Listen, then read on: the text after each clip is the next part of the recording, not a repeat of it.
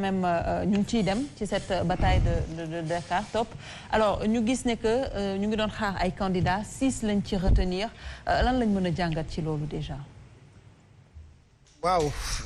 d'abord comme ni ñu ko waxee yaa peut-être même mën nañoo dem ba ci biir ñu retenir ci ñu ëpp 6 parce que am na ñoo xamante ne dugal nañ ay recours mais l'essentiel mooy que la bataille de Dakar ait lieu d'abord mu am dans la plus grande démocratie mooy lan mooy mu am transparence d'abord ci élection yi démocratie mooy lan mooy ñu fexe ba violence ba ñu am violence nag li koy tere am chaque fois dama koy faral di wax souvent Sénégal xamuñu ku réagir xamuñu en réalité ku def action d'abord mais ku réagir la ñu xam parce que bu dee da ngaa def loo xamante ne ku jégi leer na ko ne lii nga def nii coup la boo xamante ne moo koy porter coup de grâce bu ñu demee élection day jóge ne lii du dem donc man jàpp naa ne élection yi war na mën a am dans la plus grande transparence parce que li fi daan am nit ñi wax nañ ko waxati ko mënatu fee am su transparence amul nit ñi dañ koy bañ sénégalais yi ñoo bëgg transparence am léegi ku ne man dama bëgg mbir mi transparent yow nga bëgg a forcer je pense que foofu problème lay jur te loolu war nañ ko mën a moytu ci wàllu woowu jàpp naa ne Dakar parce que je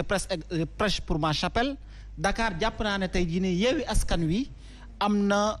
doole bu baax a baax pour mën ko jël d'abord par coalition bi nga xamante ne moom la ñu am mais surtout parce que aussi quoi qu'on puisse dire dafa am action boo xamante ne man foofu la porter candidature Barthélémy Dias à titre personnel. Oui. te pourtant le coordonnateur de Pastef Dakar c'est Abbas Fall muy nit koo xamante ne ku ma naw trop foo gis Ousmane même sur le terrain da nga koy gis muy un lieutenant boo xamante ne ñëpp respecté nañu ko. mais pourquoi ñun ñëpp bi ñu waxtaanee ñu jël candidature Barthélémy nangul ko nañ fàttaliku li nga xamante ne moo am ci Covid-19 bi Barth ni mu gérer Mermoz Sacré-Cœur ak ni mu jàppalee population bi. parce que foofu la ñuy xaar effectivement dañ ma laaj ni muy demee. ma ne foofu ni mu xamante ne taxaw na pour dimbali ñi nga xamante ne ñoom ñooy citoyens yi. et j'ai trouvé que loolu mooy rôle bi nga xamante ne moom la ñuy xaar ci maire. maire xaaruñ ci moom dara lu dul li nga xamante ne mooy mission. parce que am na mission boo xamante ne du bisu ku ko ci xaar aussi mënu koo régler parce que nekkul compétence am mais compétence yi nga xamante ne moom la amee jafe-jafe am ñu gis la nga jeex takk ci jafe-jafe citoyen pour jéem koo régler loolu la ñuy xaar ci képp koo xamante ne élu nga bëgg a doon fi may jeexalee justement ci li nga xamante ne moo am parce que on est dans une coalition te loolu aussi foog ñu rappeler ko boo demee ci coalition nga nekk parti politique mu mel ni Pastef par exemple nga xamante ne c'est bien représenté tey jii nii moom laay wax ni Pastef mooy parti bi nga xamante ne ci coalition Yewwi Askan Wi presque ñoo ci gën a représenté parce que ñun ñoo nekk presque dans plus de 550 et quelques communes loolu bu amee nga def ay choix am ñoo dindi am ñoo nangu parce que on est dans une coalition lorsque l'on choisit un candidat cela veut dire que éliminer nañ candidat dina am ñu frustré wu c'est l'occasion pour moi képp koo xamante ne dañ la choisir nga xam ne nekkuñ la peut-être dañ la choisir parce que tu es le meilleur mais dañ la choisir parce que consensus am na ci yow ou bien bi ñu yéegee ba ci kaw gars yi nekkat yow lañ mujjee choisir ñi ñu choisirul également ñu xam ne parce que choisiruñ leen parce que nekkul dañ leen a xeeb choisiruñ leen parce que jàpp nañ ne aayuñu choisiruñ leen parce que jàpp nañ ne mënuñu déedéet choisir c'est éliminer ñun ñëpp ñu ànd def bloc nekk benn porter la candidature de nos candidats dans toutes les communes du Sénégal su ma amee benn exemple boo xamante ne dinaa koy joxe Touba tey ñëpp xam nañ li nga xamante ne Pastef liggéey na ko fa le coordonnateur de Pastef Touba Serigne Cheikh Thioro Mbacké finalement il n'est même pas le candidat ku nekk candidat bi ki nga xamante ne moom mooy Serigne Fallou Mbacké mais bi coow li amee base bi bëgg a lànk il a pris sa Mbacké wala Touba parce que non Mbacké laay wax en fait Mbacké laay wax je veux dire Mbacké parce que moom moo am extension ba foofu qu'est-ce qu'il a fait moom Serigne Cheikh Thioro dafa woo waa base am conférence de presse ne leen lii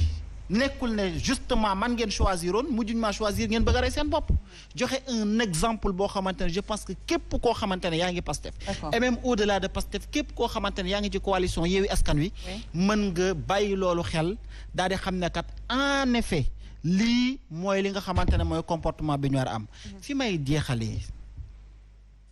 et c'est important de le rappeler oui c'est-à-dire SICAP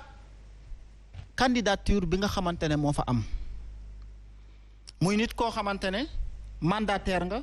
choisiruñu la nga dem bay dugal dindi ki ñu choisiroon def fa sa tur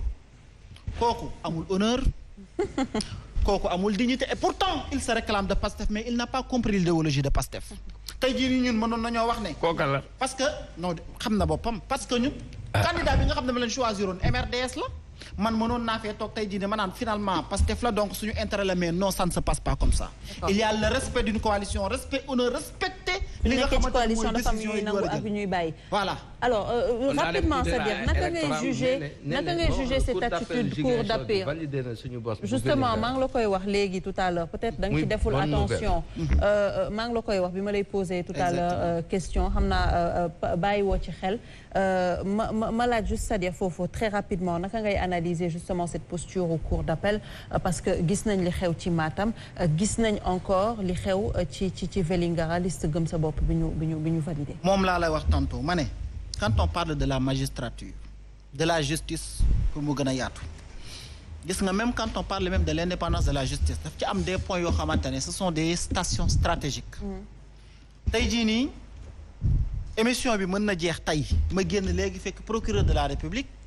moom mu autosaisiru dana dem leen jàppal ma sa def pour sàngam qui est le procureur de la République Serigne Bassirou Gueye mii il n'est procureur que pour la volonté de Macky Sall nga jóge foofu dem ci juge d'instruction yi nga xamante ne ñoom itam mën nañ laa topp ci yenn yi dama ne point stratégique yooyu ñi fa nekk ci am ñoo xamante ne vraiment rôle bi ñuy joué moo wax ñoo gàkkal li nga xamante ne moom mooy magistrature man à titre personnel ñaata yoon laa recevoir des messages j'ai des amis yoo xamante ne aujourd'hui ils sont des magistrats dañuy naqarlu li nga xamante ne ma fa am donc dañuy féliciter cour d'appel notamment magistrats yooyu nga xam ne vraiment ils ont compris que yenn préfets yi nii ils n'ont pas une vision plus loin que leur képi parce que carrière rek moo leen ñor nit nag bu dee Sénégal moo la ñor nga xam exactement fi mbir mi toll ak fi mu war a jëm war nga bàyyi xel ne donc mbir mi warul demee noonu même bu gëm sa bopp bi ñoo ngi koy wax war nañoo xoolaat yaatal parce que Cheikh Omar bi nga wax léegi lu am solo un préfet ñu buñ la jox ay liste nga xool yi nga xamante ne leer na leen a matul nga woo ñooñu encadrer leen parce que c'est une question citoyenne parce que ñi nga xamante ne ñoo bëgg a nekk tey jii ne ay candidats dañoo am programme ne ñoom dañoo bëgg a dox développer seen localité nga ne leen liste bi y a une erreur sangam sur abus le plus souvent nag sur abus man waxuma loo xamante ne du abus mais sur abus nga dàq leen carrément ne doo leen jël li am Matam yaa ngi koy wax léegi li am Matam sax y a deux choses yoo xamante ne moo ci am non seulement y a abus du préfet mais li am Matam moo gën a doy waar naka nga mën a gisee nit ñi nekk di liggéey coalition au pouvoir ñoom ñi ngi fexe ñoom nu ñuy fexee ba ñii sax duñ mën a déposer dem di jëli ji ki nga xamante ne mandataire bu mu yóbbu kii jaag yóbbu loolu dafa ñaaw jeu politique bi dara jaru ko est-ce que ça doit se passer comme ça yow bu dee yow da ngaa bëgg élection mu nekk des élections libres transparentes et paisibles et stables da ngay fexe ba ñun ñëpp ñu partir sur les mêmes chances mooy nga jox ñëpp les mêmes moyens alors que moyens yi tolloowul ñëpp xam nañu ko c'est clair déjà loolu rek déséquilibre am na mais boo ci bëggee boole ne ñii duñ nekk candidat ñii ñooy nekk candidat day xaw a doy waar trop loolu jar na bàyyi xel alors la bataille de aussi Suel jàll na beneen liste bi cour d'appel bu Ziguinchor moom jar nañoo féliciter ils font du très beau travail. ngeen xaar demande peut-être ci seen yeneen recours. D'accord. Alors Djibril justement par rapport à la bataille de Dakar toujours ñu gis ne que coalition Benno Bokk Yaakaar